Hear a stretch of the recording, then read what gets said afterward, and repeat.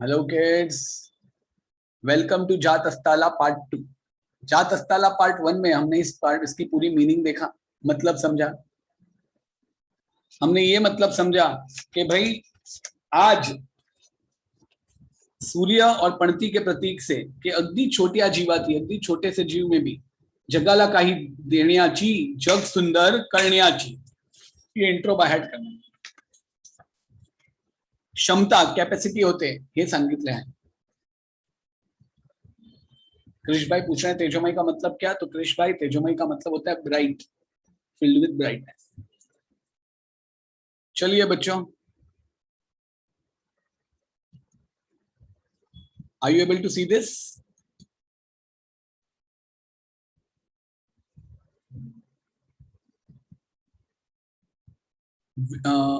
एका बंगाली कवितेचे मराठीत स्वरूपांतर श्यामला कुलकर्णी यांनी केले आहे। या कवितेत महाकवी टागोर यांनी सूर्य आणि पणतीच्या प्रतीकाद्वारे छोट्या जगाला काहीतरी देण्याची, जग सुंदर करण्याची क्षमता यानी कि कैपेसिटी असते हे सांगितले आहे। ये आपको हर आंसर से पहले लिखना है।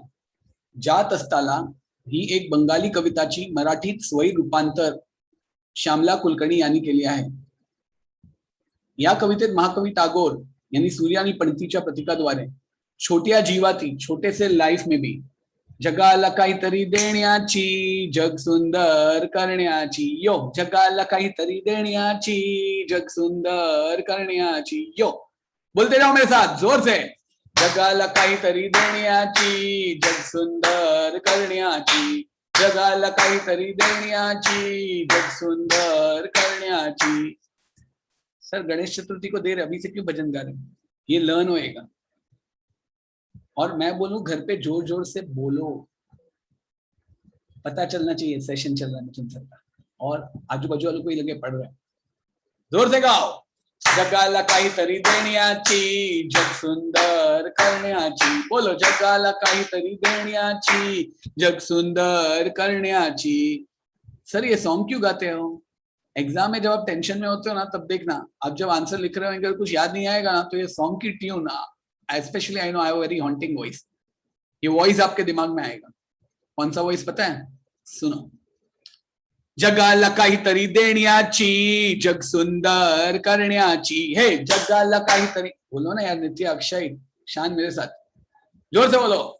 जगाला काहीतरी देण्याची, जग सुंदर करण्याची, जगाला काहीतरी देण्याची, जग सुंदर करण्याची क्षमता, कैपेसिटी असते हे सांगितले आहे। मैं 7 बार रिपीट करता हूं, आप लोग मेरे साथ उतनी ही 7 बार बोलोगे ना तो ही काम होगा। तो ये हमारा इंट्रो है, ट्राई टू लर्न इट, हर आंसर में हम डालेंगे। पहला आंसर, तुम्हाला समजलेली सूर्याची भूमिका स्पष्ट करा।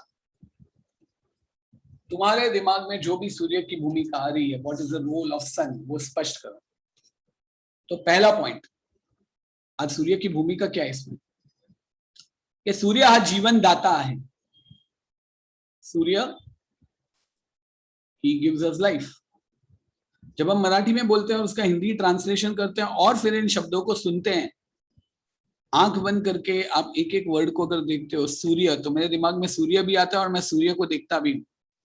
हाँ, ये जीवन दाता है, तो जीवन दाता, तो जो भी आपके भगवान है उनका फोटो आएगा और ये जीवन दाता और पीछे सूर्य चमकता हुआ दिखेगा। तो देखो फर्स्ट पॉइंट आप सबका याद रह गया अगर आपने मेरी तरह बिल्कुल लर्न किया है। तो आंख बंद करके विजुअलाइज करना और बोलना, सूर्य जीवन दाता है।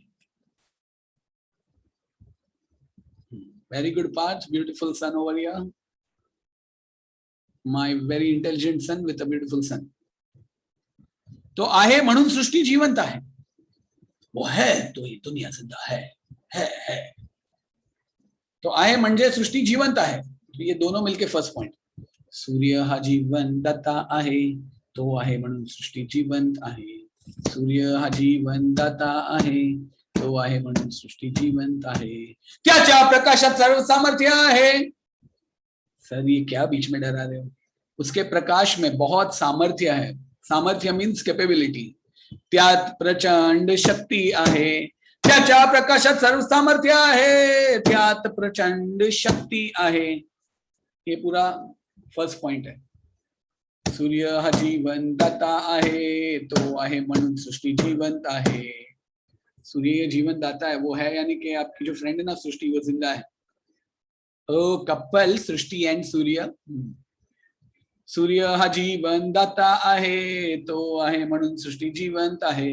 त्याच्या प्रकाशात सर्व सामर्थ्य आहे, त्यात प्रचंड शक्ती आहे. आओ शक्ती कपूर नाही, शक्ती.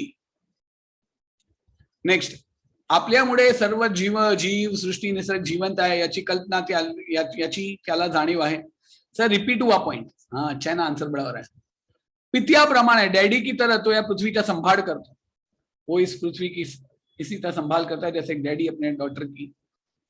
पण ज्याप्रमाणे पित्याला मी गेल्यानंतर माझ्या मुलाबाळाचे कुटुंबाचे काय होईल ही चिंता असते, जिस प्रकार पिता को उसके जाने के बाद अपने बच्चों की अपने कुटुंब की चिंता होती है, तशीच चिंता सूर्याला लागलेली आहे की मी असताला गेल्यानंतर काय, पृथ्वी अंधारात बुडून जाईल, मग पृथ्वीचे काय होईल. असा गहन यानी कि डीप. सर भूल गए तो मत लिखो. असा कठीण प्रश्न. त्याच्या पुढे आहे, काय करावे त्याला कळत नाही. काय करावे त्याला कळत नाही, त्यामुळे तो सर्वांना ओरडून सांगतो, या पृथ्वीला वाचवण्यासाठी कुणीतरी पुढे या. पण कोणी त्याची याचना ऐकत नाही. याचना मीन्स सर याचना, या सिंग, या सेव, या थोड़ी चटनी, सर या भेल हो गया. नहीं बेटा, याचना सिंग भेल नहीं. याचना यानी कि रिक्वेस्ट, प्लीज. याचना ऐकत नाही, त्यामुळे तो अधिकच अस्वस्थ होतो. आपल्यानंतर आपले कुटुंब सांभाळण्यासाठी कोणीतरी पुढे आल्यावर, अपने बाद अपना कुटुंब संभालने के लिए कोई भी आगे आता है, तसे जैसे पित्याला समाधान वाटते वैसे पिता को जैसे समाधान होता है, त्यानंतर तो समाधानाने प्राण सोडतो. उसके बाद वो सुख से शांती से प्राण लीव करता है. त्याचप्रमाणे पंक्तीने पृथ्वीला प्रकाश देण्याचे आश्वासन दिल्यानंतर सूर्य अस्ताला जातो. जवाबदार पित्याची भूमिका सूर्याने या कवितेत निभावली आहे. गाइड में ये लिखा है, दररोज नित्य नेमाने सूर्य उगवतो. हर रोज रेग्युलरली सूर्य उगता है. सर्व जगाला, सर्व सृष्टीला, चराचराला प्रकाश देतो. सर्व सृष्टीला, सर्व चराचराला मीन्स हर एक पार्ट को प्रकाश देता है. ऊर्जा देतो, चैतन्य देतो. ऊर्जा एनर्जी, चैतन्य जोश. पृथ्वीला तेज बहाल करणे मीन्स टू गिव्ह. ते देण्याचे कार्य तो अविरतपणे पार पाडतो. अविरतपणे मीन्स कंटिन्युअस. ये गाइड का आंसर है. तो जेव्हा मावळायला जातो तेव्हा त्याच्या मनात एक खंत कायम उद्भवते. खंत यानी कि एक अफसोस हमेशा आता है की मी गेल्यावर या धरतीची काळजी कोण घेईल. पृथ्वी सारी अंधारात बुडेल, तेव्हा तिला माझ्यासारखी कोण उजळेल. या विचाराने सूर्याचे डोळे पाणवतात. गुरुदेव टागोरांनी या कवितेत सूर्याचे पृथ्वीवर असलेला निर्व्याज प्रेम यानी कि सेल्फलेस प्रेम आर्त शब्दात यानी कि एकदम बोले ना दिल को टच करे वैसे शब्द में व्यक्त केले आहे. या कवितात सूर्याची आईच्या प्रेमळपणाची व मायेची भूमिका प्रकट होते. मैं तो बोलूं ये लिखने के बाद लास्ट में गाइड की ये 3 लाइन लिख देना, तो आपका आंसर परफेक्ट हो जाएगा.